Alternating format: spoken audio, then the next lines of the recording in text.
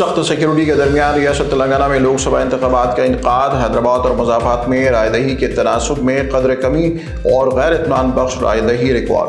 B J پی پارلیمانی امیدوار مادھوی لتا کے خلاف حیدرآباد میں مقدمہ درج۔ مسلم خواتین رائے دہندوں کی شناخت کے خلاف درج کیا گیا مقدمہ۔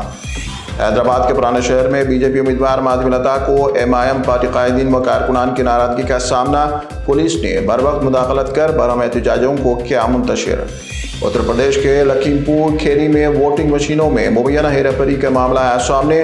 حکام کی عدم کارروائی کے خلاف رائے دہندوں کا سخت رد عمل۔ کہا کہ سائیکل پر ڈالا تھا ووٹ، نکلا پھول۔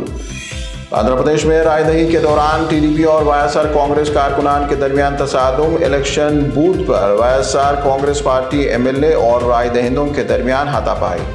ممبئی میں اچانک گرد و غبار اور بارش کے باعث نظام عام زندگی درہم بھرم۔ تیز ہواؤں کے ساتھ بارش سے کئی علاقوں میں عوام کو مشکلات کا سامنا۔ کئی پروازوں کو کیا گیا منسوخ۔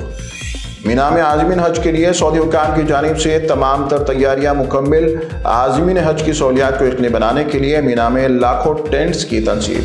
غزہ کے رفح شہر میں اسرائیلی افواج کی جارحانہ کارروائیوں میں شدت۔ بیشتر افراد شہید، درجن افراد کو شدید کھانے پینے کی قلت کا سامنا۔ مسلم ممالک کی معنی خیز خاموشی پر سوالیہ نشان۔